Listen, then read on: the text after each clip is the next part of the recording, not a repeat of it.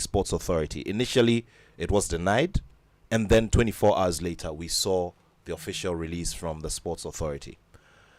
And then subsequent to that, we have also seen the Sports Authority indicate that the tenure of the acting president, referee Roger Bano, and his administration, who are obviously a caretaker administration, has also come to an end, and that an interim management committee will be set up. What are your immediate reactions to all of these? Let's begin with you, Alex. Actually, it's very unfortunate to have seen. It's very unfortunate to have seen that release, especially coming from the National Sports Authority with regards to halting all boxing related activities or boxing in Ghana. Actually, there is an authority. There is an authority that is in charge, which is the Ghana Boxing Authority, that are the administrators of professional boxing in Ghana. And what I believe was to be done, should have been done, was to get in touch with the the Ghana Boxing Authority to deliberate if there should be some action to be taken for them to engage the promoters and all the other stakeholders to come out with that, how do you call it, the presser or the press release concerning halting of boxing activities, because people behind the scenes are preparing for their bouts. As Mr. Attoh is supposed to have his bout yesterday or today. Yeah, it's supposed to happen. Supposed to happen today. The same thing, I also have show coming up next month, 25th of October, of which people coming from outside have bought their tickets, from the UK especially, and having Commonwealth titles sanctioned to be promoted on. That's tonight. Yes. At the Bukum Boxing Arena. At the Bukum Boxing Arena, we have a Commonwealth Youth title to be contested for by Ghanaians Michael Aban and one guy from Nigeria.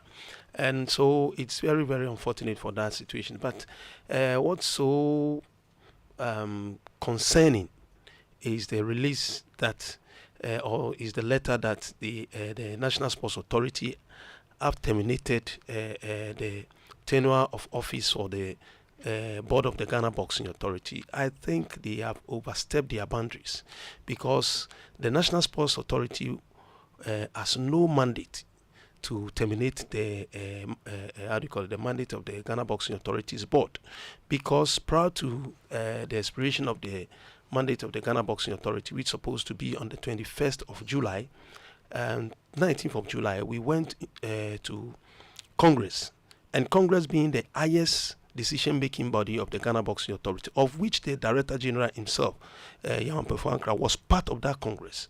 There was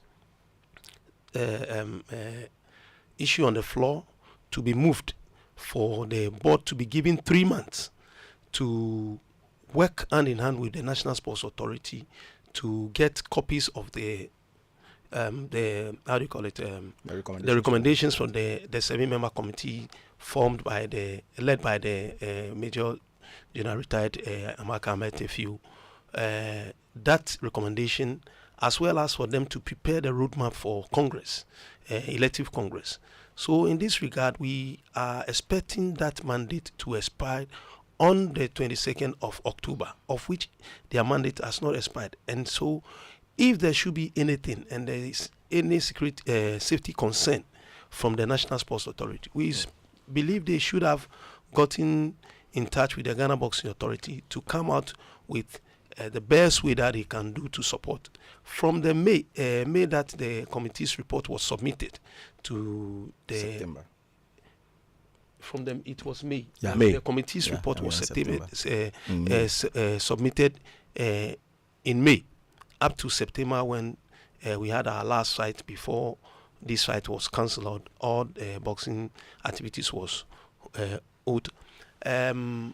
I believe the National Sports Authority if they have any concern about the safety measures of boxing, they should have worked hand in hand with the Ghana Boxing Authority to invest into safety protocols so that we can safeguard the sport. But sitting down through this unfortunate situation of Bahubali passing away and coming to suspend or terminate the appointment of the Ghana Boxing Authority Board and bringing people to come and take over. What I want to ask is this: are these people superhumans to prevent any fatal accident in future? Because contact sport is prone to fatal accident. And even when you look into the Ghana Boxing Authority's rules and regulations, number 36, page 54, when you go through the rules and regulations, there is a provision there that whenever there is a fatal accident, there should be an investigative committee to investigate all these things so that the report can be given to the Ghana Boxing Authority so that they can improve upon safety measures. So all these things are being captured in the rules and regulations of the Ghana Boxing Authority. And boxing, as like any other combat sport, is prone to fatal accident. So I'm very, very surprised with the kind of posture the National Sports Authority has taken. And in our conversations, or in our engagement with the National Sports Authority, when I say our engagements, the Ghana Boxing Authority Board, the stakeholder groups, various stakeholder groups, and the National Sports Authority, all the engagements that we have had, we've told them that yes, if we want to improve upon safety measures and other things to improve the sport, they can bring some committee to work along with the board so that we can implement those things that's supposed to be done. But they don't have that power to take off the board from its position and impose a board on us. That one, I think they have overstepped their boundaries. All right. Would be reaching. By the plan, Mr. Yampofankra agreed to be here with us on the show. So would do our best to reach him so that he can also give us perspective to this conversation. But it's important to read out the letter that was sent regarding the conclusion of tenure, and this is the title of the letter: Conclusion of Tenure and Transition to Interim Management Committee (IMC). The National Sports Authority (NSA), in consultation with the Ministry of Sports and Recreation, acknowledges and appreciates the service and contributions of the current board of the Ghana Boxing Authority to develop the sport. As you are aware, your tenure officially ended a few months ago and was extended by the Director General of the National Sports Authority for an additional 30 days, which elapsed in August 2025. In line with ongoing reforms in the aftermath of recent developments, the authority has resolved to conclude the mandate of the current board. Accordingly, a 9-member interim management committee (IMC) will be announced immediately to oversee the affairs of Ghana boxing. This transition is part of a broader reform program designed to safeguard athletes, strengthen medical and technical standards, and restore confidence in the sport. On behalf of the NSA and the ministry, we thank you for your dedication and service of your tenure and look forward to your continued support for the growth and the future of Ghana boxing. Yours faithfully, Yao Ampofoankra, Director General, National Sports Authority. There were some people copied in that letter. Now, this is copied to the Minister for Sports and Recreation, the Deputy Director General Technical of the NSA, the Deputy Director General Admin of the NSA, the Inspector General of Police, the Director of the Criminal Investigations Department, and the Chief Operating Officer of the NSA, as well as the Head of Security of the NSA. All right. Okay, so let's also look into, the main law that oversees everything sport in this country, and that's the National Sports Authority Act of 2016. Now, the National Sports Authority Act mandates the National Sports Authority to oversee everything promotion and development of sports in the country. And so, by extension, they are an overhead body for every sporting federation. Now, by responding to the Sports Authority and its directives, the executives who were acting then have given credence to this particular provision. And so if the sports authority says, thank you, let's switch the story, I guess that nobody has a choice but to comply. In the past, we have the LI tenant, because apart from the Sports Act, they have LIs that that govern the sports. That's the regulations, and every sport association has been given the autonomy in order to choose their own leaders and people that will lead them. So when there has been an issue to be discussed, or there has been maybe some safety lapses or whatever, and the authority want the betterment of the sport, what we believe is for them to work hand in hand with the Ghana Boxing Authority to come out with the best way to work, but terminating the appointment and bringing new IMC into play, I don't think that is the best way to go, because with the old LI, that was the LI 1088, is only the sports minister that has the mandate to form a sports association, appoint the head of that sports association or the board, and he has the power to fire them. But this new LI 2477 has given the autonomy to the various sports associations to have their own constitution, and by their constitution they elect their own officers. So in that regard, they have some sort of autonomy. NSA is the overseer, or the body that oversees all sports with regards to licensing boxing, with regards to licensing sports associations. So yes, if they have seen something has happened by negligence of the board or whatever, they have the mandate to investigate and to know what has happened. And at the end of the day, they come out that, okay, if you are not putting up a very good structure in terms of safety measures, we are to withdraw our license. That is what they can do, but they don't have the power to take off the administrators and bring their own people there. That is imposition, and it's like overthrowing a constitutionally elected body. We don't have a constitutionally elected board, do we?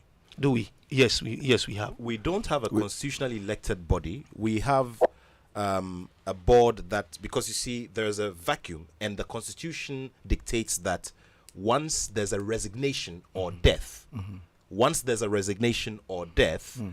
the first vice president takes over the leadership and administration of the Ghana Boxing Authority. In his absence, is the second vice, and of course, in our situation, or in the situation of the Ghana Boxing Authority, Mr. Rabondodu, who was the first vice president, resigned about 2 years ago. Yeah. So the mantle fell automatically on the second vice, referee Rojabano, as the constitution dictated. Yes. So it is a caretaker situation, isn't it? It's not a caretaker situation. It's like saying that when our former president John Evans Atta Mills passed away and John Mahama took over as the president, he was a caretaker president. He wasn't a caretaker president. Yes. By our constitution, he was a president when when Evans Atta Mills passed on. So what happened in our case was that because our first vice president resigned almost 2 years before Kote was resigned as well, Rojabano took over as the constitutionally mandated person to take the affairs of the Ghana Boxing Authority. We realized that his time was limited because Kote's time was almost a month before he resigned. So by default, he was supposed to be there for another 1 month before we go to our elective congress. And then we decided, okay, there were issues already around those period. And in terms of crisis, constitutions may be overstepped. Example, when we had COVID, there were so many protocols or so many constitutional provisions that were not followed because we are in times of crisis. We had the Nigerian boxers incident, and so we're not in normal times. So we decided, okay, for the second vice president taking over and going to be there for 1 month, why don't we go to Congress and then decide what we want to do? So we spoke to stakeholders and we decided, okay, let's give them 3 months because 1 month wasn't going to do anything for them, and so let's go to Congress. in that decision, we involved the National Sports Authority. So in our Congress, the National Sports Authority was there represented by the boss of the National Sports Authority, Mr. Yao Ampofo Ankra, Honorable. So we gave the current board, whatever name we may call it, whether caretaker or whatever, we gave them a 3 months extension. Which would end on? Which will end on the 22nd of next month. Of October. And Mr. Yao Ampofo Ankra was in that Congress. And as my senior colleague rightly said, the constitution of the Ghana Boxing Authority is still valid. And our, Congress is the highest decision-making body of the Ghana Boxing Authority. Correct. And so for us to go to Congress and agree unanimously that we are extending the mandate of the current people to be there for 3 months, of which you were part, you should have come back to tell us, okay, although you did this thing, we did not agree, or the ministry did not agree. There should be official communication, because we even asked him and he told us that, okay, he will be reporting back to his bosses and then he will come out with the communication. He never did so all this while. And so we believe that our 3 months, not that we believe, it is by our constitution. Yeah. Unless the NSA is telling us that, look, we have thrown away your constitution. We no longer believe that the Ghana Boxing Authority has a valid constitution. And hence, whatever we are doing in the interim is based on the powers of the ministry and then the NSA. And then we'll know that, okay, we don't have a constitution, and so we are not in normal times, and so we cannot quote things from the constitution. But as far as our constitution is concerned, we give them 3 months. The term of tenure of that 3 months ends on the 22nd of October. Very well. We'll be bringing Dr. Eric Tete Ayete into the conversation very shortly, but I want to lay this particular element, or this part of the letter, which talks about safety and security of boxers and all of that. And so clearly, this unfortunate passing of the boxer has something to do with this decision that was taken. Because until now, that is what is more problematic. Everything seemed to be moving okay. That is what now, is problematic. How do you all feel? And with you, I'm talking about stakeholders within the constituent bodies. How do you feel about this relation, for want of a better word, of the incident to the previous incident that took the life of the Nigerian boxer, when in actual fact the two scenarios are completely different? And as I sit here, I'm not also aware of any medical report to suggest that Ernest Baobali Akoshe died as a result of his participation in that competition against Jacob Dixon. Yeah. How do you all feel about this? Let's begin with you, Coach Ernest. The feeling is so simple. You know, if we're in any serious jurisdiction, what we are rather doing is that we are opening up ourselves, like reactive response, or reactive, when, like in boxing, there's something that reactive punch. Somebody hits you and then immediately you want to hit the person back. You open yourself up more. So we are telling the whole world that we believe that the Ghana Boxing Authority is culpable in the death of Baobali. That is what we are telling the whole world. And by extension, Boxrec has taken that decision and put down every promotion that we have on Boxrec. All promotions that have been scheduled on Boxrec from Ghana is off. Since when? Since yesterday, when we announced that we've suspended all boxing activities in Ghana. And not only, look, the communication is, there's a problem with the communication in the sense that you said you have suspended all boxing activities, which includes boxing gyms, training, which includes amateur boxing and everything. Now you have given yourself more job, because now you have to go around to explain your own communication, because I believe that the communication is supposed to be self-explanatory. We don't have to now to begin to explain what the communication means. Now you are telling us that, oh, okay, you are talking about professional boxing and not any other boxing. But the statement says that you've suspended all boxing activities. So yesterday we decided not to open our gym, because we don't want the police to come after us, because all the police stations around has been called and that they have been whipped in line to make sure that they don't see us doing anything boxing. And so we can't open our gyms. And the effect as a trainer, the effect on us is so huge, because this is what we do for life. We do boxing morning, afternoon, evening. We don't have any other job. All that we do is boxing. And so the NSA is supposed to come again with its communication. And when I said they open themselves up for more criticism, is that you had a report from the committee way back in May. And so if you are telling the whole world that you are now implementing the committee's report, what were we waiting for since May? For us to have another incident, which is totally different from what premised the committee's report, for you to come out with this communication. And so we need to take our time engage the stakeholders, see where the problems are. And because you can't tell me you want to do reforms and the reforms are just by bringing people and there's no financial support, there's no modalities. Like, okay, if you are talking of safety, what is safety for boxers? Safety for boxers means them having regular checks up. Then there's a constant place where all boxers are supposed to go do their medicals, make sure after pre-fight, post-fight, and it's money. And so the NSA and the ministry should be telling us this is the investment we are putting into boxing to make sure that we are able to have better reforms, but not just issues of communication, issues of telling people this is what we want to do, this is what we want to do without any financial backup. There's no financial backup to it. And so if you bring all the world experts in medicine and they sit in the ringside and there's no financial support to this system, people will continue to die. People will come because it is part of this sport. And so we have to be clear on the things that we want to do, not just by mouth, but by action, critical action, financial injection. Let the government support boxing. When they support boxing financially, all these issues will be solved. And I'm happy we have the doctor as part of this program because there are certain questions we may like to ask him. To add to this thing, with all our engagements with the National Sports Authority, some of us, we have had the privilege to have seen the reports from the committee and the recommendations with regards to that report. Most or 80% of it is about safety, medical protocols and safety. From May to September, we've not seen the National Sports Authority stepping up to do whatever they need to do to support the Ghana Boxing Authority to be able to put in safety measures for boxers. And even by that committee report or the recommendations. Before you carry on, Coach Ernest, do you have a copy of the committee's report?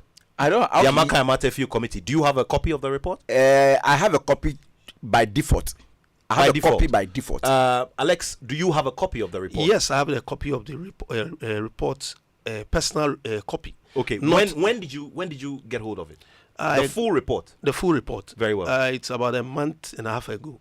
Okay, a month and a half ago.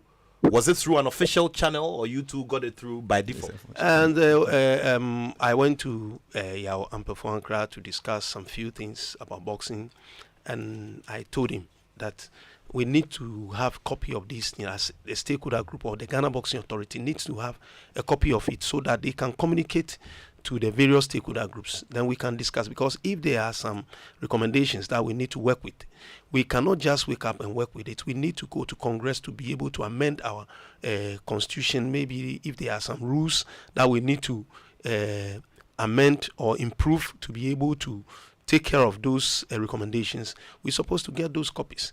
And so personally, I requested for a copy and he gave to me. But he told me that this is not an official for the whole boxing fraternity, and they will do that in due course. Did you ask him why there was the delay in releasing it to everyone else? Because obviously its content and its recommendations especially are very key to moving forward. Yes, from the PA's information is that they are in consultation with the broader stakeholder group, and in the due course they will release the report. And so with all our engagements, we've made it clear to them that we cannot accept as stakeholder groups to have an interim body to come and take over completely boxing.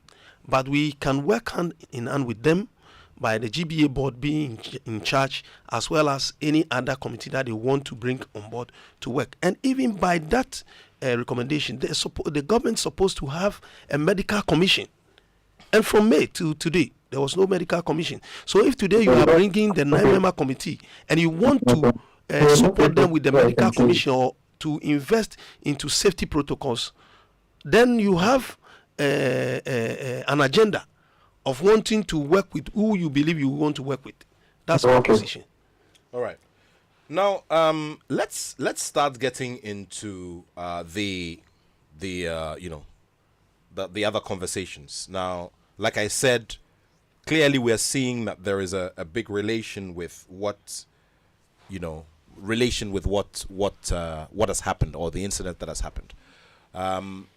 Referee Roger Bano, the acting, president of the Ghana Boxing Authority, has just joined us. Let's get to him briefly before we come to Dr. Ayete. Referee Bano, thank you for your time.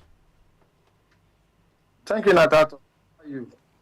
Yeah, we had an interview on Joy Prime during the week, and you mentioned that every fan who was coming to the Bukom Boxing Arena tonight to watch Ayete Power's promotional fight night should wear black in solidarity with the family and to honor the memory of Baobali Lee, Ernest Akoshi. But unfortunately,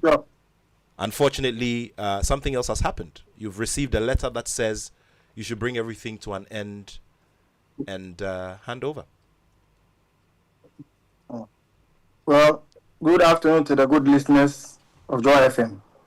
I'll tell you, in authority, that I was really shocked to the bone, because 3 days prior to the weigh-in, we were in meeting with Yawan Pofuankra and then the GMB Executive Board. We heard the rumors about that. We asked him personally, and he said there is nothing to that. And for that matter, we should go ahead with our preparation and business as usual. So, everything was going on perfectly well. Putting in place is what we have to put in place to make sure we get a smooth and then, good night. If I may confirm, we cancelled about 3 fights on this Ayete Powers bill. Why? Due to medical issues. I gave them an ultimatum to have the medicals done by Thursday, by Wednesday evening. By Thursday evening. Other than that, they will not be able to have their weigh-in on Friday and fight. And everything was in place. So out of the norm, then I saw it on social media that the NSA has, requested all boxing activities to be cancelled or suspended until further notice, which at least it should have been communicated to the GMB itself, and then probably we may engage them and then see how best we can solve this problem. That will avert this kind of hula baloo and then this misunderstanding surrounding boxing suspension. Because at the end of the day, we know how much time, financial aspects, training, and all those things being wasted before a fight is being held. And we weren't, informed, and then we had so it's kind of disturbances on the whole of boxing itself. So it's unfair. I can say it's unfair. It's unfair to the board, the promoter, and then the boxing fans themselves. Referee Bano, you now confirm that you cancelled 3 fights on the bill because the boxers hadn't satisfied the requirements for medical, checkup and medical clearance. They never went to have their medicals. So we took them out of the bill. They are not fighting. So those fights were cancelled. So so that then supposes that all other fights or all other boxers who took part in the weigh-in ceremony then had done that were supposed. Sorry, that were supposed to take part in the weigh-in were cleared medically to take part in the competition that was supposed to happen tonight. Sure. Have you made any attempts to have a conversation with Mr. Yampofankra concerning this, because you have concerns about these decisions that have been taken? Have you made any attempts? We were supposed to have met yesterday. He said he was going to call me back, but he's meeting someone at Osu just after the Accra Suffolk yesterday's football match. We spoke briefly, and he said he was going to get back to me, but I didn't hear from him again. Let's also do a bit of introspection here. When Olanrewaju Oluwaseun success passed on after that competition here in Accra, there were many questions that were asked, and there are some of us who have, and I'm sure your good self has also seen the recommendations of the report. So clearly, we were running with a few discrepancies here and there regarding some of the safety protocols and procedures, and this is this is feedback that the whole boxing collective have to take, because these were in the findings of the Amaka Amatefu committee, right? Yeah. Okay, so yeah, please go ahead. Oh, no, so I'm listening to you. I thought you just ended, so I'm listening to you, though. Yeah. So I'm just asking if we accept as a boxing collective that in previous times there were one or two areas where maybe we could have been better in terms of compliance within safety and the general operation of fight nights and boxing competitions? Yeah, if I can tell you, from the time of, from the end of the Amaka Amatefio's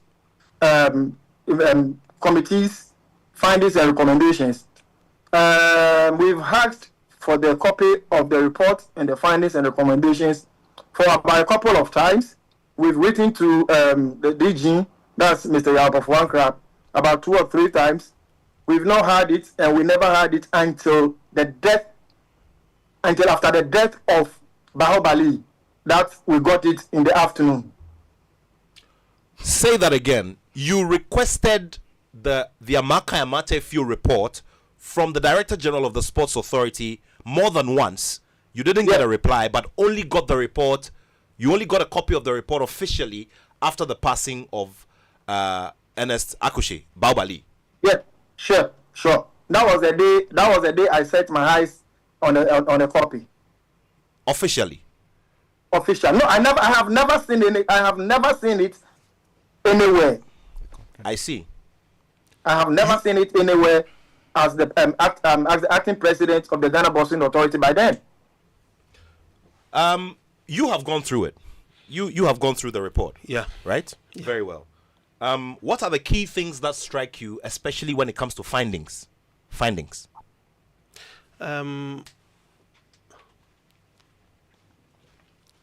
Actually, there were a lot of statements taken from people that were invited to the committee, and each and every person that was there to present his information to the committee, their names, the informations that they gave out. I was part of the people invited to appear before the committee, and the reason was that there was an information at the committee that the boxer the Nigerian boxer who passed away was supposed to fight Friday before the fight was rescheduled to the Saturday.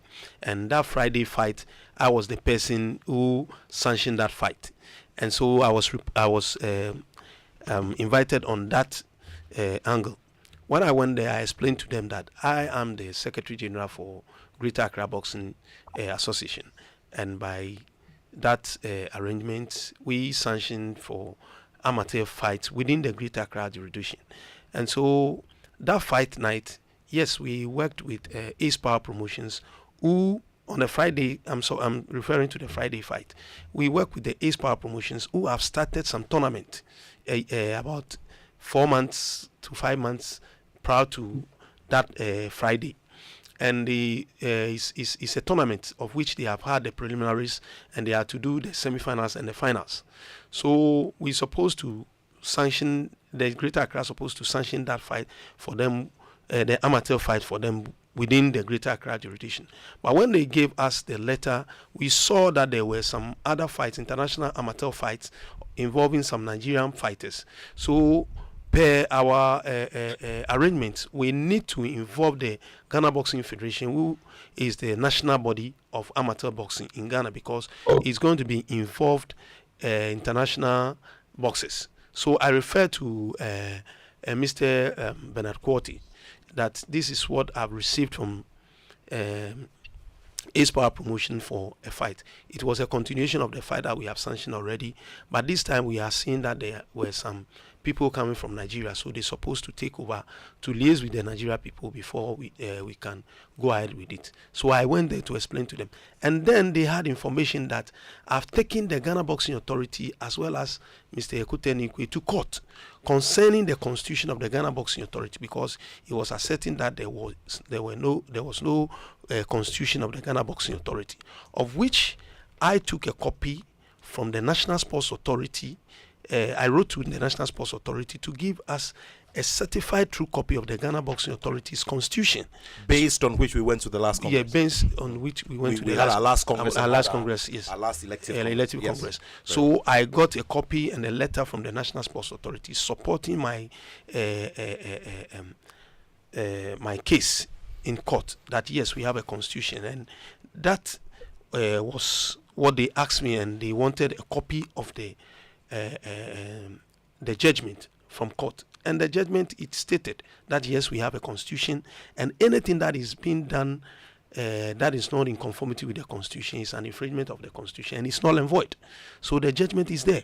More so, the judgment also stipulated that Kotenikwe need to recompose the GBA board to be in conformity with the constitution, of which he has not done that, and it was supposed to be done within 14 days after the service of the judgment onto the Ghana Boxing Authority. And by then, I have served them the judgment even some months before the Amaka Amatefu committee. So when you see part of their recommendations, they recommended that the board in charge is not fit for purpose because by the GBA constitution, the board that was under the Kote Nikwe administration was inconsistent with the GBA constitution.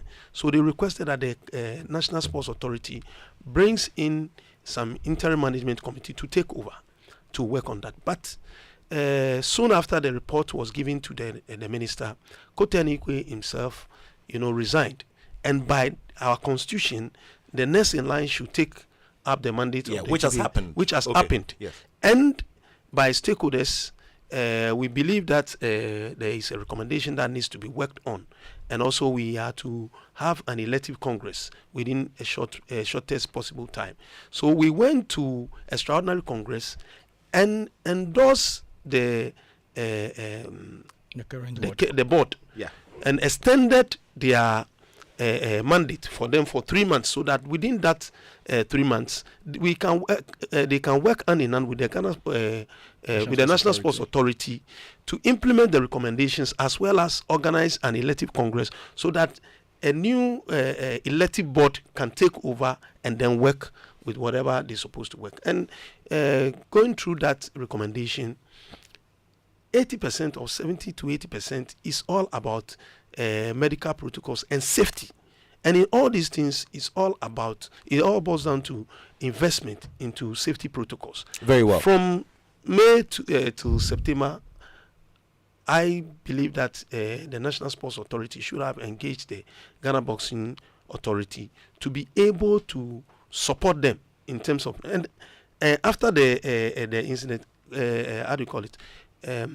Medical protocols was very strict, because my last fight that I had on May 10th, even when Kote Nikwe was there, the boxers had to do ECG. Sometime back they do just the blood test, and then they do the physical body check and all that stuff. But this time they had to do ECG to check their heart rates, because Olaraju, the guy that died from Nigeria, was the issue was about it was a cardiac arrest. So it was part of the protocols to safeguard boxing and the boxers. Very well. If you just joined us, we're discussing, the supposed shifts in administration in boxing in Ghana, and what really needs to be fixed, what really the problem is, and why we find ourselves here. As we speak, the National Sports Authority has asked the board of the Ghana Boxing Authority to hand over. An interim management team will be asked to take over in the coming week. We're awaiting all of that and what will transpire from within the body of boxing. As we've been told already, stakeholders and the board that has been asked to step aside are not happy about this development, because there are issues of law and there are issues of probably good faith and bad faith. Just stay with us, and I know you've also got thoughts to share with us. 055-11-11997, 055-11-11997. Now, when we talk about health and safety, Dr. Eric Tete Ayete, whose profile I'll be reading to you very shortly, is one who has taken his time to follow the sport from the background and done some extensive research. Has also had the opportunity to serve with FIFA, with the International Olympic Committee as well, and has thoughts to share with us when we continue the conversation in a few minutes. Of course, a message for you, and then after that we go straight to Dr. Eric Tete Ayete, to give us his perspective on how we can strengthen what has already been started in terms of establishing stronger and stricter medical protocols within boxing competitions here in Ghana. This is the Joy Sports Link. Joy 99.7 FM.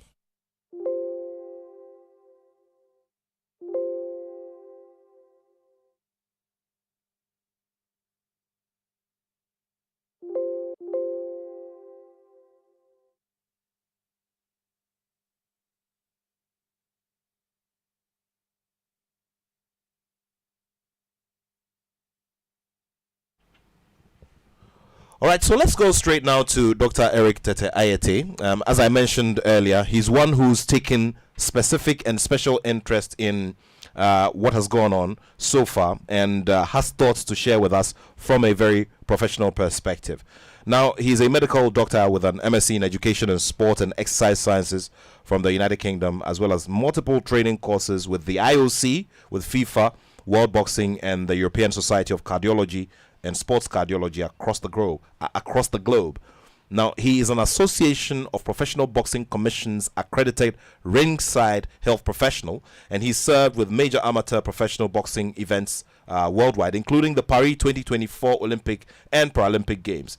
He's also a British and Irish Boxing Authority trained ringside health professional and internationally trained doping control officer with engagements involving numerous high-profile boxers globally. Now, he brings a global perspective to this, domestic context of sports health, more specifically to this day's or today's conversation. Now, he is also beyond boxing, thrives within the football space, contributing to his, his passion of knowledge with, various other disciplines, including athlete welfare, across sports medicine and anti-doping programs here in Ghana as well. Interestingly, our paths crossed many years ago when he came in as a contestant in the Guinness Football Challenge. This was over a decade ago. Doc, once again, thank you for joining us. Let's hear your initial comments about what you have, discovered about our medical protocols and what we need to do going forward. Matt, thank you very much. Thank you very much for the very humbling introduction. And you remind me of the Guinness Football Challenge, and I must admit, clearly, my quite a long time is it. Everything about my background growing up has been shaped by sports. But talking about my background being shaped by sports and the very humbling introduction, as the South Africans like to say, Ubuntu, you are because we are. And I must admit, as a young health professional who continues to build my capacity within this space, it is very important that I recognize and acknowledge the excellence of prominent, sports medicine professionals within our domain, who one way or the other continue to inspire young ones like me, and hope that other young ones will continue to join in so that we can be enough in the space. The likes of Dr. Christiana Ba, Dr. Pambo, amazing supervisory support that they give me, the like of Dr. Ernest, Dr. Banatano, they all holding the fort. And they are not many, but then it is because of such people that younger ones like us continue to build and contribute our quota to the space. So I'd like to say a big thank you to them on your program. But not today, we gather with, it's quite unfortunate, such heavy hearts following the tragic loss of one of our own, Bahubali. And for those of us who have been enthusiasts of the space, and when you find yourself in the arena, you get to know that, he's probably arguably the number one crowd puller. And as a lifelong enthusiast and servant of the sport of boxing community, I really share in the grief that has touched almost every corner of our fraternity. Yet in every sorrow, Nat, I believe that we must remember that boxing itself is not the enemy. Our sports continue to thrive and inspire and instill the act of discipline, opportunity, and pride in our society. Great. There's a reason why the first, sport to be able to win a medal at the Olympics. But I believe this is a time not to apportion blame, but we must channel our collective energy wisely. It is the time to turn such a painful moment into what I believe should be a catalyst for progress. I'm happy there's been recommendations from the committee of, that start on the death of the Nigerian boxer, which has established clear roadmaps. And I believe it's long overdue that we implement them fully with extremely strong stakeholder engagement, shared responsibility, and the fairness to every participant, coach, promoter, medical teams, administrators, and athletes. That must work hand in hand, because if we fail to structure this sport properly, we risk discouraging the next generation. I mean, I was asking myself a question: how would a 10-year-old potential world champion feel at the event of all that is happening within our boxing space? He may probably be scared away from boxing because, I mean, they ever step, probably thinking if he steps into the ring, something is going to happen. We cannot allow that to happen. But it's a moment for us to restructure the future, create a safer training environment, improve medical oversight, and transparent governance that every boxer, I believe, and all the sporting and public community can trust. I would like to take this opportunity to salute all the administrators, the chairpersons, volunteers, and people who have kept boxing alive all through the challenging times. I believe it is their resilience that has kept the sport running, and it is this foundation, that I believe, upon which we will now be able to build something even stronger. So together with fairness, unity, we honor the memory of our departed colleague by ensuring that boxing does not only survive, but thrives, produces champions who inspire Ghana in a manner that is heavily hinged on a safe and protective system. And that's, having said that, this connects to the question that you asked me about the state of medical infrastructure. And I like to say that I'm speaking from the capacity of someone who has been in the space, share hints or things with the space based on my availability. There's been people who get to know my background, so they call me to seek advice here and there. And I can tell you that, Alex is one of those people who calls me once a while if they need any form of medical advice. And as and when it's beyond my capacity, I refer them to prominent people.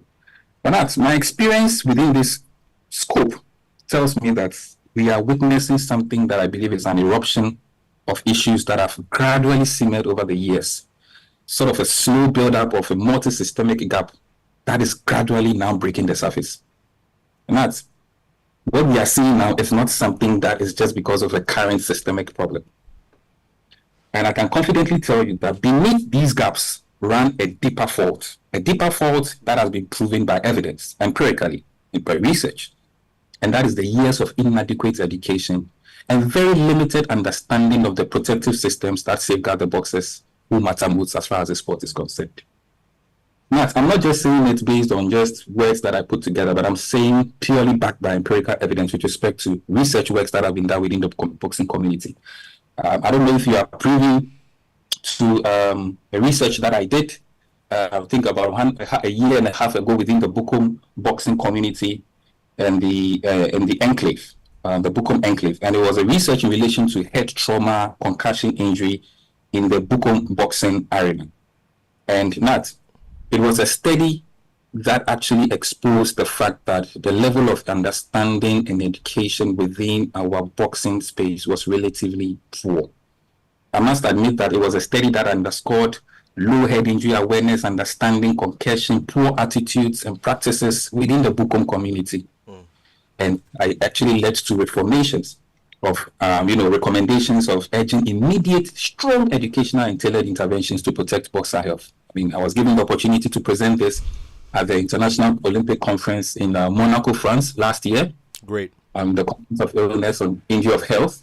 And when I presented this, through that particular presentation, I got the opportunity of getting sponsorship for the Ghana Boxing Authority, where they were provided with, boxing equipment, protective gears, and all that.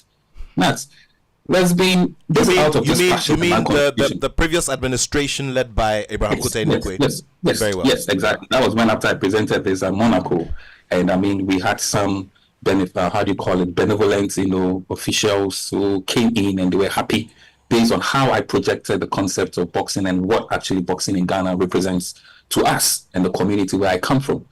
And like I said, it led to us getting all these things. And I was hopeful that there will be the needed support, investment that would help build and strengthen the structures. Like I said, it's not a time for us to apportion blame. And I'm happy that everybody is awoken to the fact that boxing cannot stop, but then there has to be structures that will ensure that there is public confidence in the protection of the well-being and safety of our boxers. Thank you, Nat. Thank you. So clearly, one key area is education and access to technical information as regards how we can get things done properly or even better when it comes to safety of our boxers? Yes, please, Matt. Very extremely. And you see, there's been multiple systematic reviews and meta-analysis that have hinged on this particular aspect. And for those of us who have, like I said, been within the space, in and out, I mean, there's been issues where sometimes some people call, and I can clearly tell how the response to when it comes to medical issues is taken. I mean, Alex Ntiamwa is one of those people.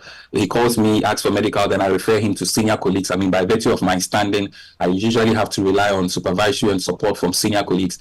And the way Alex, for example, handles his medicals, you realize it's different from other promoters, you know. And clearly, you could tell that it looks like Alex appears more, I will use the word, he has better insights, better appreciation, better. I'm not saying this because it's there. I'm speaking based on evidence, and the doctors that have handled Alex and all that, they can clearly tell how Alex cooperates, how others also cooperate.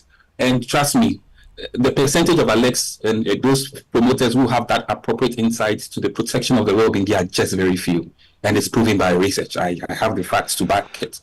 And it clearly tells you that it goes a long way, that even though the right things are trying to be done, it's had a way of affecting public confidence, even if the right things are being done. So that's education. I believe is very important. All right. So once again, would like to just underscore, especially for the broader, audience and the broader family who are not necessarily within the everyday doings of boxing, to note that, yes, we've had 2 deaths, but the scenarios are completely different. And so we are addressing these, obviously, because of the decisions that have been taken that give certain perceptions about the state of boxing and all of that. But once again, these scenarios are completely different. Now, one of the things I want to, just for the irregular people, we're not medical people here, but there's an autopsy that's being conducted on a boxer on a regular basis. How early can one get an autopsy? How extended can the time also be? And what will be the factors that can affect extended time when one is waiting very patiently or impatiently for an autopsy report, especially in this particular instance, because the boxing family wants to know whether his last fight or his profession as a boxer has anything to do with what has landed, what has ended in his death. Doc? Please, can you kindly take that again? I'm sorry, I had a call that actually interrupted. I'm just asking about how much time it takes to finish an autopsy report. Now, how quickly can you get it? And how late can you also get it? I mean, especially if you want it real fast. What are the factors that affect the time that is required to finish an autopsy report? Well, I would want to speak to the capacity of who I am. I'm not a pathologist, so some of these things I would want to respect the capacity of a pathologist. Of course, I should have stated that you're not a pathologist. I'm just asking purely based on my knowledge will be limited on the duration it takes, because I mean it also depends on what could be the underlying pathology associated with the mortality. So I mean it's quite limited. But then the only thing I can say is that it's always very important that autopsy is done early in time, so that there wouldn't be any form of decay or anything that could interfere with the accuracy of, or the trajectory of pathology that could affect the accuracy of information that is obtained. But as to whether what could, I think that really falls within the capacity or domain of a pathologist, and I may not be able to accurately comment on that, please. Very well. We're just also expecting that you also join us with your thoughts out there. Remember, we're live on Joy 99.7 FM, also on Castle 90.3 FM in Cape Coast, and all of our other affiliates. We're also live on YouTube, serving all of our friends who are joining us from different parts of the world. We find ourselves here at this time as we speak. There is no boxing activity. The fight night that's supposed to take place at the Bukum Arena this evening, which is promoted by your very own Aite Powers, it's not coming off, and we're told that there are some Commonwealth title fights in there on that particular bill, and all of this has been called off. Let's switch to promoters and what you have to sometimes bear when date changes happen. In this case, there's a complete ban. We're not sure when boxing activity will resume. But what then happens?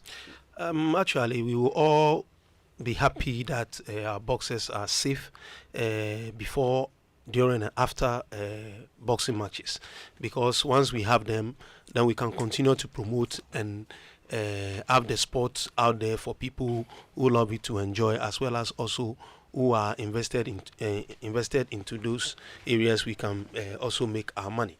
But yeah, and again, when issues are being taken in a haste or in a way that is not a proper way, is very, very disturbing. As a promoter, when you pay a boxer an advance in terms of his space, if the fight doesn't happen, then you've lost that money. Sometimes there are policies with some venues. They will tell you that if you are, canceling the booking that you have paid already for maybe a month or two before the event, they have some percentage that they take it out.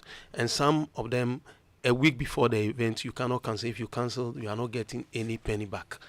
As well as payment to security and all other things. Is very, very, very unfortunate. And most of the time, some of the promoters, of which I can put myself as a test case, we've not been getting the needed sponsorship. So we go to friends and borrow money from them with the hope that we can sell tickets and then make money and pay them back. And this is very, very hard when something of that sort happened, that your bout is cancelled. I see. All right, so I believe that at this time we've been joined by the Director General of the National Sports Authority, Mr. Yao Mpofu-Ankra, and he would also bring a bit of perspective and some clarifications as well. Yao, thank you very much for your time. Thank you for joining us on the show. Hi, good afternoon. Thank you for joining us on the show. Thank you. Good afternoon. It's a pleasure. Thank you. We've had some initial conversations. I've asked some questions there of of our friends from some of the constituent bodies. Alex Ntiamwa, as part of the promoters body, Mr. Coach Ernest is the secretary to the United Boxing Coaches Association, and of course, referee Roger Bano. And by the letter you sent, he's supposed to have handed over, but from what they communicate here, they tried earlier to get the recommendations that were put together in the Amaka Amatefu report from you at an earlier date and on 2 occasions, but couldn't get any response from you, and only got the report, officially a day after the boxer passed on. Okay, thanks, Nat. Good afternoon, guys, and once again, condolences to the entire boxing fraternity and the sports ecosystem. Unfortunately, I wasn't able to follow the conversation from the start. We had a few other sporting activities, but I'll just make a few clarifications. So obviously we have a suspension on boxing until further notice. It's not a ban, as has been widely circulated, and the suspension would obviously mean that the key thing which educated us on this decision is the medical and safety experts' advice in order to be sure of the cause of death of Bahubali. Obviously, that's just the most recent one. Although he died several days after the bout, if we're not sure, it's better to be safe so that we don't go and say, well, a boxer died, we put it aside and we took chances and another one has died. I don't think any of us in the studio would want that. I'm very sympathetic, very disheartened, very saddened by the investment that has been put into the upcoming bouts, which are supposed to be staged today. I'm not a boxing expert. I do listen widely, as you, Nats, would admit to. Your gentlemen, Alex, and the other gentlemen, they know I listened. I've sat with them several times in the past. Recently, on this boxing issue, and I've consulted wide. When I say I've consulted the NSA, we've consulted as wide as possible, and just a few of the names that would spring up, like Ambassador Maka and Matefu, the likes of Yofi Boham, of course, the legend Azuma Nelson, Honorable Samir Kaptan. The list goes on, and they are also part of the ecosystem. We've consulted with them as well. Initially, the response or the position was that We don't need a change in boxing. Boxing is healthy. Boxing is fine. We can run it. And the interim body is capable of running boxing and holding elections. But of course, you and I know that the recommendations were very clear. In fact, we extended their mandate to actually take them completely off by saying, help us side by side. Let's engage with the boxing stakeholders, the ecosystem. Let's build a relationship so that when we go back to the grassroots, when we go back to the grounds, they would understand that nobody is trying to hijack their beautiful sport. Nobody is trying to take it and give it to somebody else. Nobody has got ulterior motives to do anything other than to strengthen boxing as it is. And there's been a lot of backlash, a lot of opposition, a lot of media hype, sensationalism, fake news, what have you. That's to be expected because we're dealing with boxing, mind you. A sport that has given Ghana arguably its greatest sporting moments, you know, the pride, the joy, the honor, the respect, not to talk about the economic benefits. So it is not something that I can take single-handedly and say I'm going to change. That is not possible. The only protection I have got, the only confidence that I have got is that I've touched base with every single key stakeholder in boxing. All right. The majority of them are in in favor of what we want to do at the moment. Okay, let's talk about your engagements with the Congress, the emergency Congress that gave a 3-month extension to referee Roger Bano and the team to work hand in hand with you to ensure that there's an elective Congress held. You were there at that meeting, and everybody here confirms that you were there and a part of that conversation to extend the mandate, which was to end on the 22nd of October. So the NSA, we were written to officially by the residents of the GBA, and we gave them a 1-month extension, which ended at the end of August. That was a 1-month extension. Now, let me just give you a quick example. Requests, information needed about Ghana boxing. Website, 0. Email, passwords can't be found. These are basics that perhaps the ordinary person would say, well, this is not important. Well, actually it is, because communication, especially with fights and official engagements, documents, must be done through those channels. An official email is one of the least challenges you would expect to have. So administratively, we had an administrator working hand in hand with the remnants of the Cote administration, just to make sure that we don't lose vital information, records, documents, and at the same time keep in touch with global happenings, Africa and beyond. And that was the plan. And in line with, again, the medical and safety procedures that were being put in place or were put in place, every fight must have had to go through these channels. There were challenges, or there are challenges. There have been loopholes. But unfortunately, because the capacity was not yet there, that is why we continue to build capacity, to engage, to let the stakeholders understand that this is not just about two fighters in the ring going at each other and one wins in the end, or there is a draw at the end of it. It's far bigger than that. It's far better than that. Let us touch base wider. Let us spread this beyond what the two fighters will do in the ring. And upon advice, the likes of Moses Famweni and a few others I've also mentioned, it was very clear that we had to do something drastic and do it quickly. And in fact, the warning signs had been coming, and we had given also warnings and indications. And there were assurances that things are being done right. But we need to be tighter. We need to get closer. We need to do things even more stringent than have been done. All the other arguments, the loss of funds, the loss of sponsorship, the ecosystem not being happy, all these other issues will become irrelevant, God forbid, if we lose another person. And then we come back and say, well, you know what? We should actually have stopped everything and gone in this direction. So for me, I keep saying that we've done the best thing. And moving forward, we need to engage, get closer, work together, and ensure that boxing is back on its feet to bring back the glory. if I get you right, the suggestion is that referee Roger Barno and his team were not competent enough to run for another 3 months, within which modalities will be laid for an elective Congress, and also ensure that there is smooth administration or smooth running of the day-to-day movements within the Ghana Boxing Authority. Is that what this is suggesting?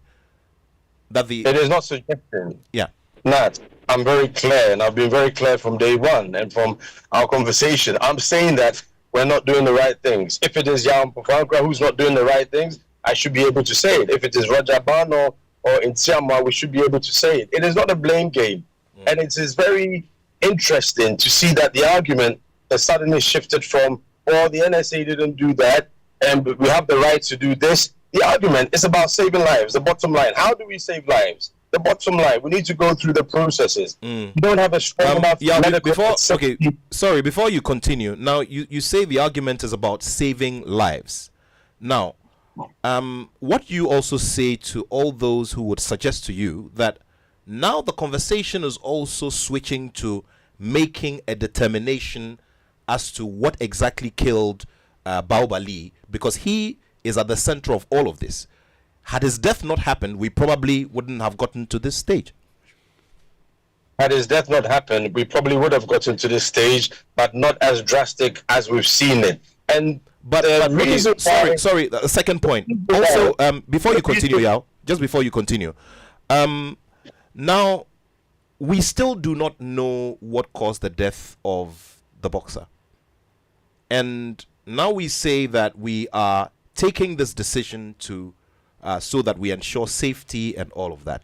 That sends a wrong signal, not only within our jurisdiction, but to the broader, viewership, the broader audience around the world who are looking towards Ghana because of some of the big prospects, including the big blockbuster, heavyweight bout that we're expecting to happen here. I think if you listen to the key stakeholders who have contributed decades of their time financially, whether in the ring or outside, if you look at, I don't want to mention Moses Famoni again, and Samir Kaptan and all the rest of them, and indeed Alex Ntiama, who's in the ring. Of course, we would want to have the Saudis coming to Ghana and investing $100 million next year or in 2027. Of course, we want the British to come and set up gyms and bring trainers to train our boxers for 14 months. Of course, we would want to have the blockbusters, Anthony Joshua and all of them coming through, but we need to do house cleaning. And it is sad that we say that there is nothing wrong. It must continue as it is, and the argument is now being shifted.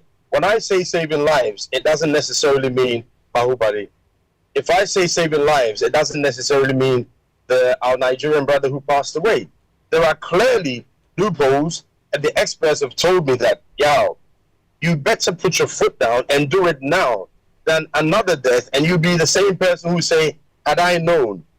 So for me, I'm doing based on recommendations and advice from the experts. That's not to say Ntiama doesn't have a say, or Barno doesn't have a say, or Kote doesn't have a say. They do. They're part of the ecosystem.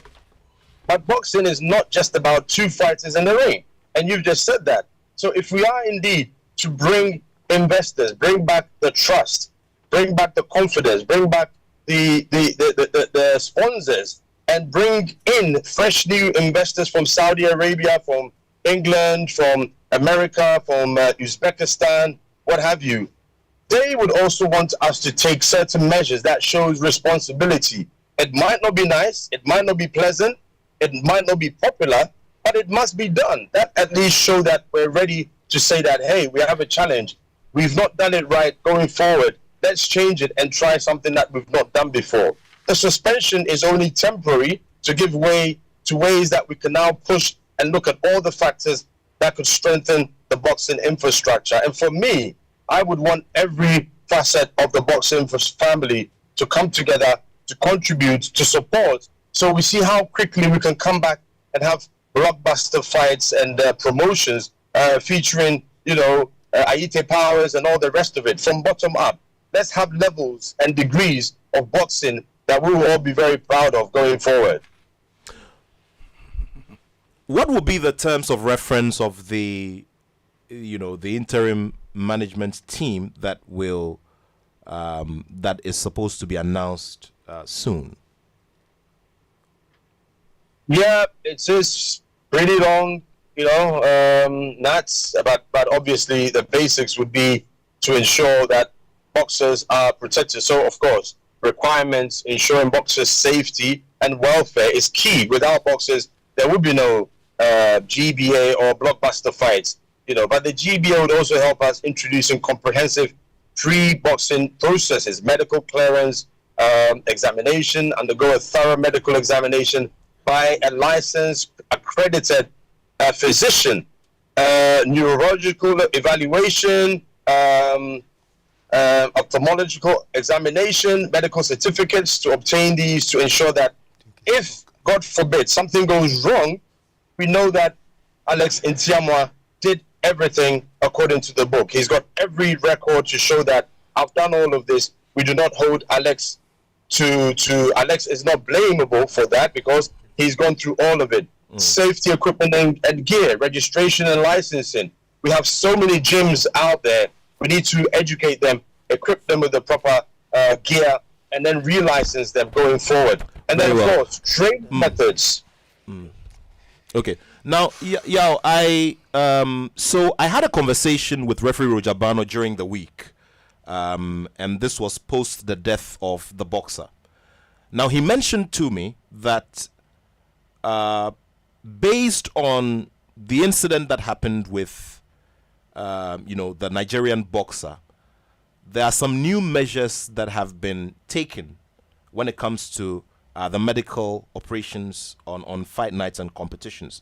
One of them being that boxers are kept at the arena for between 30 minutes to an hour to check on vitals and all of that before they are released to go home after every fight. And that was done in this particular instance when it comes to Baobali and his opponent.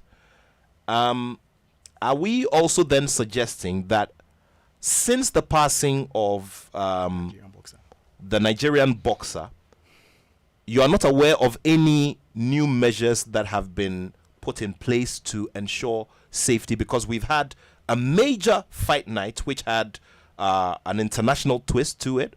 We had, DAZN beam it to the rest of the world. We had Anthony Joshua attend. It was a big fight night. Is it to suggest then that no new measures were put in place from what you know? A lot of new measures being put in place. The question is that we need to do more. We always need to do more. And as I said at the beginning, the medical and safety experts, I'm not a medical and safety expert, just as we can even move to the Accra Sports Stadium where they told us the structural integrity, we're not too sure. So for now, do not populate that stand. I could go against it and say, well, I think it's okay. Let's put fans there. And they've broken in and breached. But it would be irresponsible to say that regardless. Yes, I mean, full blood counts, the basics, MRI and the CT scan, the pre-bout protocols. Yes, they've done that. The medical clearance confirmation, vital signs assessment, these are all being done. But what I'm saying is that maybe we're not doing enough, because if we were, we wouldn't be having the situation that. And I don't think it's a blame. I'm not blaming Bano. I'm not blaming Ntiamwa. The white paper will soon be out, and a detailed surgical report will be seen, and then we'll say that this has been the full, recommendations. Moving to the next level. But Nats, truly, I cannot sit down when experts tell me that, we need to tighten up on A, B, C, D. Aite Powers, to the best of their knowledge, has not done A, B, C, D. The decision is yours. If anything goes wrong, NSA should be held culpable, or GBA. Right, talk about that. I've asked referee Rojabano. He's actually on the call with us. He's on the show with us right now, also virtually. And he mentioned to us here on the show earlier that it was found out, in compliance with the new measures that have been put in place by the GBA, that 3 of the boxers on the bill on the bill that was supposed to take place tonight were not fit medically and were removed from the activity. And now my question is, what are you monitoring? I mean, have you been monitoring to get first-hand information about what has been improved or what measure has been put in place and what is being complied with?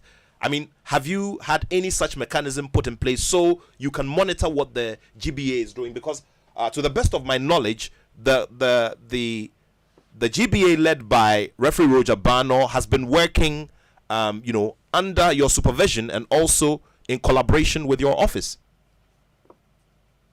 Yes, so periodic reports come to my desk from our administrator, who's working hand in hand, as I said, shadowing the GBA.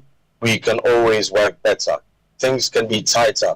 We must always be 100% sure that every single boxer is fit to box before he enters the ring. Indeed, she enters the ring. Then you have female bouts. And this must be tightened up to avoid any of this. Again, we need to also tighten up post-bout care. Yes, the boxers are responsible for, they are professionals, they're adults, but if there's a mechanism that we should also look at and tighten, is that post-bout, there should be some form of restrictions.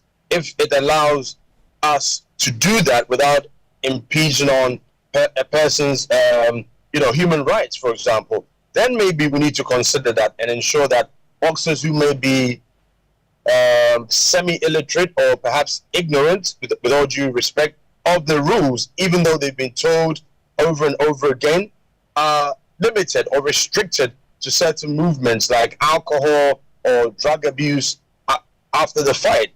Now, these things may happen, they may not, but we need to have a record of this and ensure that these are the protocols that must also be followed. Even if a boxer wins in the ring or loses in the ring, we need to monitor for a certain period of time until he or she is out of danger, and then we can say our work is done.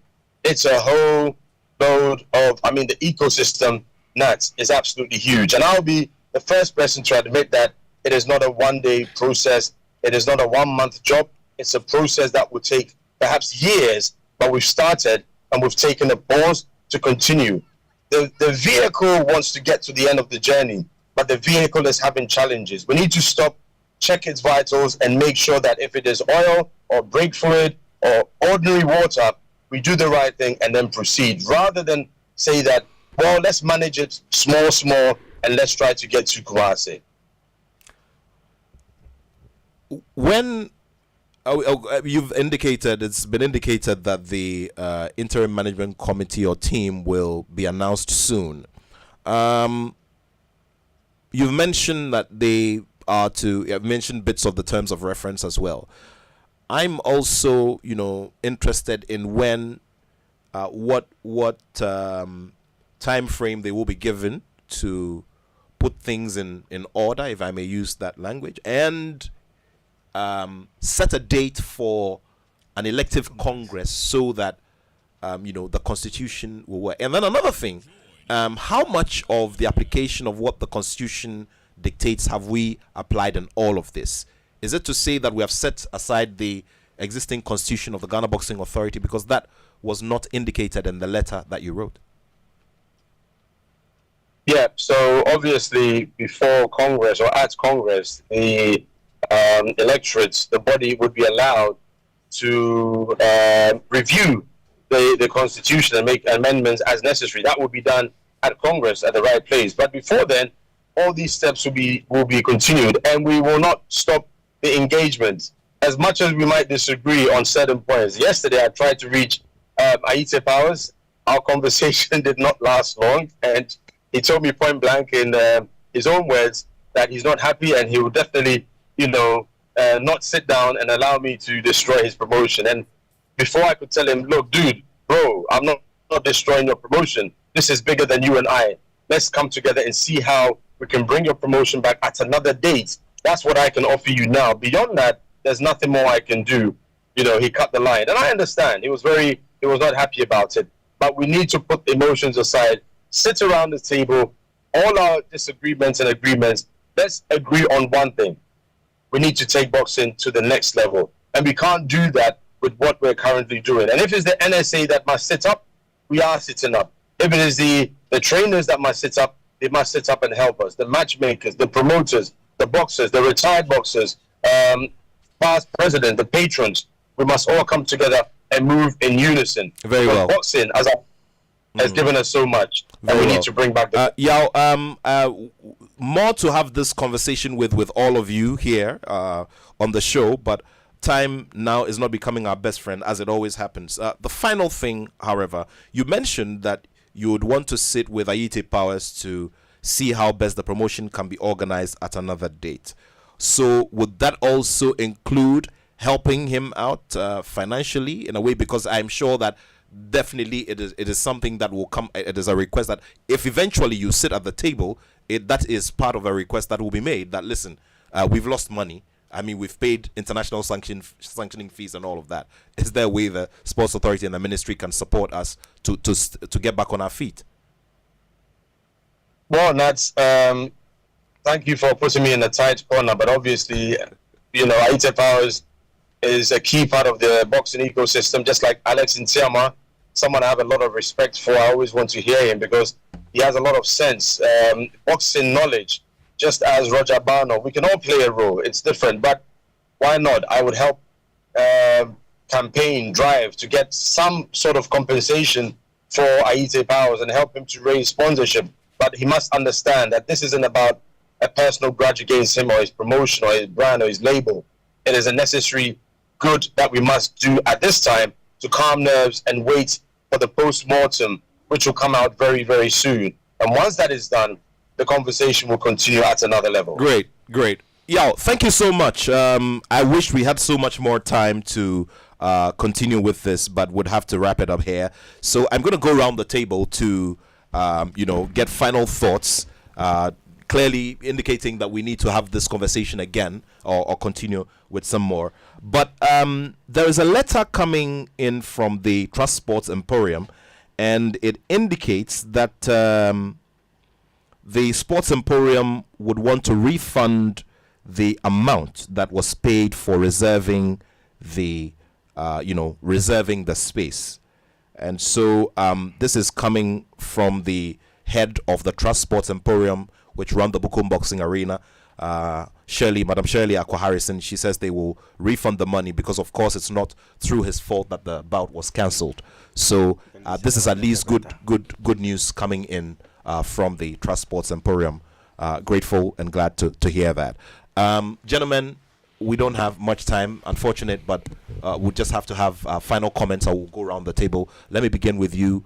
The best you can do in 45 seconds, Alex. I want to ask Mr. Yampofo a question because I said the measures that he have taken, it's for safeguarding the safety, the welfare and the safety of the boxers. So I'm asking that this 9-member committee, when are they going to finish their job? And moreover, are they going to support them financially? Because safety protocols and other things involve investment. Are they going to invest into them? If yes, why not Roger Bano and his team? And why now? Is it for him to answer before I come in? Well, Yao, if you can quickly, I don't know if you can do a quick response to this before we wrap up. Definitely, Alex is always asking the hot questions, and he's absolutely right. It's a very fair question to ask. The boxing ecosystem will not be left out. Exactly, Roger Bano is part of the boxing ecosystem. We all need to upgrade whatever loopholes, space that is there for investment. That is why we're doing this. So we can say, look, we've done everything that needs to be done. We also need support financially, technically, infrastructure, training, exchange project. We all need it because we've done everything that Ghana boxing is supposed to do. And therefore, even the gyms, every single gym must be equipped to a certain standard. Roger Bano and his team, once they're not found culpable, deserve also to be supported, just like Alex Ntiama, who has got a wealth of knowledge to also share with us. I think this is the way forward. All right. Mine is so simple. Let me greet the Honorable Yawampo Fankra and to tell him that I speak for the coaches and indirectly speak for the boxers as well. This period of this suspension, boxers are hungry. They don't have anything to eat. they are going to work. They don't have anything that they do apart from boxing. And so I'm asking him, how quickly are we getting back to boxing? Because as I speak to you, I have a boxer that is supposed to go to Cuba. We are supposed to fight in Cuba by next month. As I speak to you, we don't know whether we are going or we are not going. We don't know anything. So they should be forthcoming in terms of these answers. Thank you. Very well. Another one before we wrap up. Now we're having to answer some more questions. A very quick one regarding. I'm happy and delighted to hear that. One of your boxers is heading to Cuba. I know you've done a great job. You've taken a lot of fighters out there, and once his documentation, all his medical briefs, everything is in order, definitely the NSA and its appropriate bodies will sanction such a trip for him to go and fight. It is not a ban on boxing, it's a suspension, and we'll look at it case by case if we need to, but clearly we need to do a lot of new things and tighten things up. And that also includes amateur boxing, because it's the whole value chain of boxing is under suspension for now. That's what it suggests, right? Amateur boxing. So amateur boxing can also not happen at this time, right? Amateur boxing will continue to train. We've spoken to some of their coaches, not all of them. We need to meet them because a lot of calls came in, and we're preparing for Commonwealth, we're preparing for, and we said no. Amateur boxing, you are not in competitive season, you're not competing now. If it comes up, we look at it, as I said, case by case. They're free to train. Boxers are free to train, but they are not allowed to travel outside to fight under the flag of Ghana or fight professionally, competitively in Ghana, unless we go through all that we need to do and give them the clearance.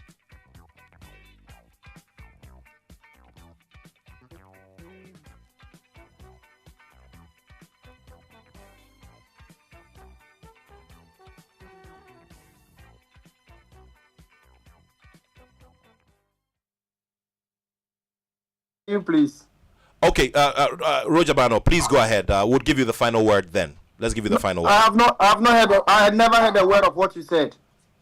Yeah, please kindly, the final thoughts. There's still a lot to talk about, but decisions have been taken, compliance is on, and we have to move on from here.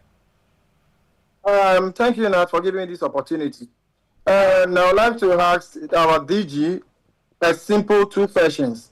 One, why did they took the decision without consulting the GMBA at very last minute? Because we were with him 3 days ago before the decision.